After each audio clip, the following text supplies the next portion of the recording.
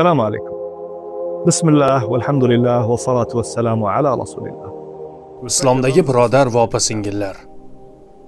Bu Shayx Abbos Bataviy aytib bergan bo'lgan voqeadir. U bu hikoyani shaxsan o'zi rivoyat qilib berdi. Hikoyasidagi odamni o'z ko'zi bilan ko'rgan, yuvintirgan va uning voqeasiga guvoh bo'lgan. Bu xabar yosh yigitlar uchundir. Iltimos, gunohlarni qilishda bardavom bo'lmang. Avval birinchi qadam, keyin ikkinchi, uchinchi, to'rtinchi qadamni tashlab ketavermang. Alloh subhanahu va taologa qasamki, buning oqibati yaxshi bo'lmaydi. Shayx Bataviy aytadi: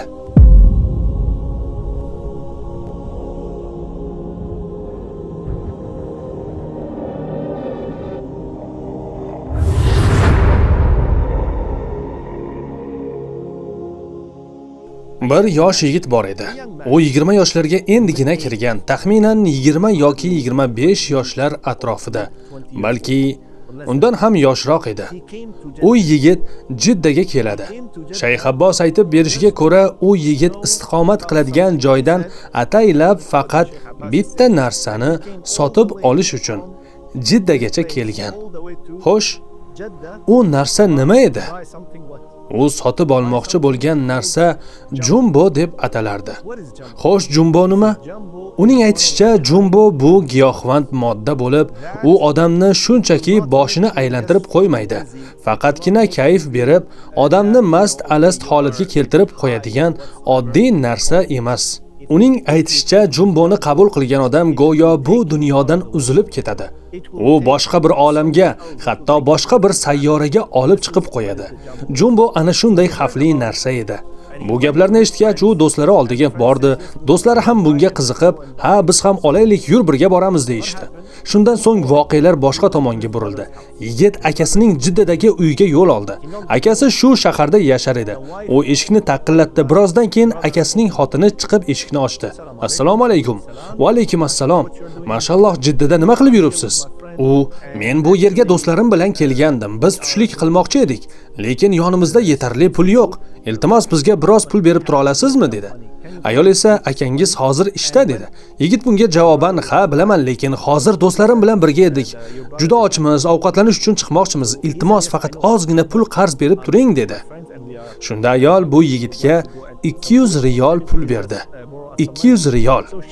U: "Sizlar 4 kishi ekansiz. Har biringizga 50 riyoldan beraman. Menimcha bu yetarli bo'ladi" dedi. Yigit esa: "Rahmat, keyinroq akam kelgach qaytib kelamiz" dedi va pulni olib ketdi. Ammo gap shundaki, u bu pulni ovqat uchun olmagan edi. Ularning yonida puli bor edi-yu, ammo jumbo deb ataladigan giyohvand moddani sotib olishga yetmayotgan edi. Ular jumboni sotib olishdi. Ular Jiddaga birinchi kelishlari edi. Shuning uchun mashinada yurishib, u yoq bu yoqqa alanglab, joy qidira boshlashdi. Keyin ular o'sha yigitning akasini uyini orqa tomonidan hovliga kirib, mashinani ana shu yerga qo'yib, dorini qabul qilishga kelishib olishdi. Shunday qilib ular orqa tomondagi hovliga yo'l olishdi. Mashinani qo'yishdi va dorini iste'mol qilishni boshlashdi. Bu yosh yigit dorini birinchi marotaba qabul qilish edi va u o'sha jumbo deb ataladigan dorini qabul qildi. Shayxning aytishicha, bu dori yigitni butunlay boshqa olamga olib ketdi. To'liq boshqa olamga, hatto qabrgacha yetkazdi. U yigit ilgari bu dori haqida hech nima bilmas edi. Shuning uchun u dozani biroz oshirib yubordi. Dorini qabul qilgach, ular mashinada o'tirgan paytda og'zidan oq ko'pik chiqib, ko'zlari yuqoriga qaradi. Og'zidan to'xtamay ko'pik chiqaverardi. Qolgan do'stlari unga shunchaki qarab turishardi. Umuman yordam berishmasdi. Do'stlari unga yordam berib, uni shifoxonaga olib borish yoki darhol bir stakan suv berishning o'rniga uni yo'lning o'rtasiga uloqtirib yuborishdi. Yigitni tashlab qochishdi. U butun tun bo'yi shu yerda yotdi, tonggacha, bomdod namoziga qadar. Masjiddan odamlar chiqqanda ular yerda bir jasadni topishdi.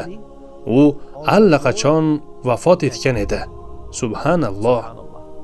Shuningdek, ular yigitdan qolgan Jumboni do'zasini ham topishdi. Yigit uni ham qabul qilmoqchi edi. U dorini biroz ko'proq qabul qilsam, energiyam oshadi, yurishga quvvatim bo'ladi va xohlagan joyimga bora olaman deb o'yladi.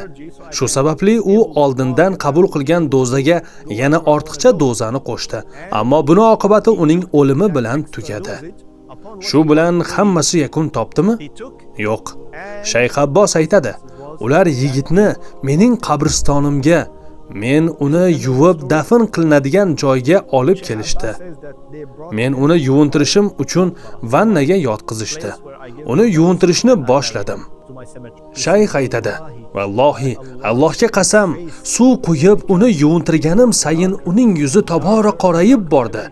Shunchalik qoraydiki, men qo'rqib ketdim. Men bu sohada 30 yildan beri ishlayman, lekin bu yigitni ko'rib, uning iymoni qanday bo'lganini tasavvur qildim. Vallohi, agar kimdir uni ko'rsa, aslida ba'zi ishchilarimiz u yigitni ko'rib, bu yigit kuyib ketibdi deyishdi. Shayx qanday qilib kuyib ketadi deb so'raydi. Ular uning sochlariga qarang, uning yuziga qarang. Uning tanasi yuzi kabi qora emas, faqat yuzi to'liq qorayib ketgan deyishdi.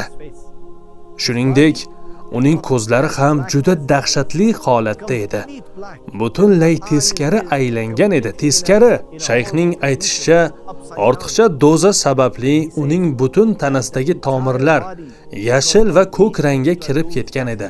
Tomirlari bo'rtib chiqib, ko'k rangga kirib qolgan edi. Men bu chiziqlarni aniq ko'rib turardim. Qon tomirlari ko'karib, bo'rtib chiqib ketgan edi.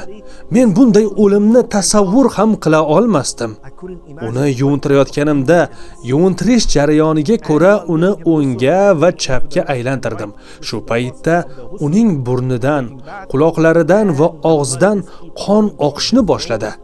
Har qancha harakat qilsam ham qonni to'xtata olmadim. Qon aslo to'xtamasdi. Yuzi go'yo ko'mirdek qop-qora bo'lib ketgan edi, xuddi kuygandek. Butun tanasi esa dahshatli holatda edi. Qon tomirlari qon bilan to'lib ketgani sababli tanasi ko'kimtir va yashil rangga kirgan edi. Juda dahshatli manzara. Shayx aytadi, bu juda dahshatli. Shayx yana shunday deydi, biz uni aynan shu holicha yuvintirdik. Qon oqishi davom etardi. Men esa hech narsa qila olmasdim. So'ng uni kafanga o'rab, shu holicha dafn etdik. Shayx, vallohi men ochiq aytaman, agar butun mamlakat bo'ylab biror kishi chiqib giyohvand modda iste'mol qilib o'lgan odamni yuvintirganimda hech qanday dahshatli holatni ko'rmaganman desa, men bunga aslo ishonmayman.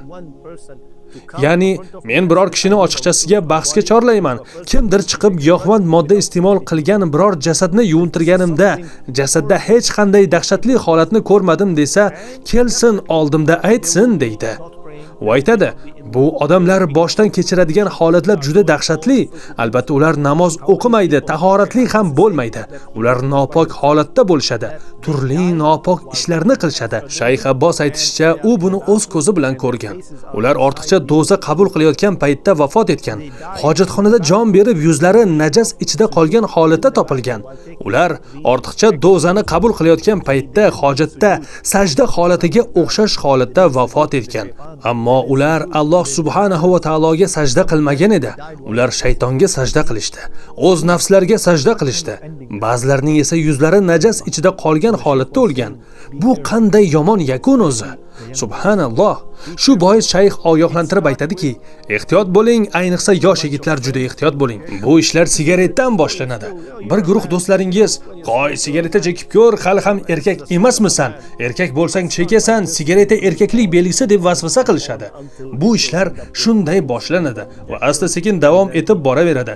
So'ng tabletkalarga, keyin ukollarga, keyin kukunlarga va boshqa turli giyohvand moddalarga o'rganadi. Alloh taolo bizni bularning barchasidan asrasin.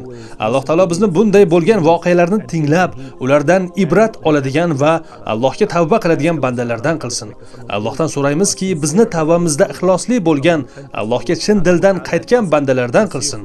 Allohdan samimiy kechirim so'raydigan bandalardan qilsin va Alloh taolodan so'raymanki, bizni doimo Allohga itoat qiladigan, sevimli payg'ambarimiz Muhammad sallallohu alayhi va sallamning yo'lidan yuradigan bandalardan qilsin. Vaqtimiz tugadi. Inshaalloh keyingi qismda yana bir hikoya bilan davom etamiz. Ungacha esa Assalomu alaykum va rahmatullohi va barakatuh.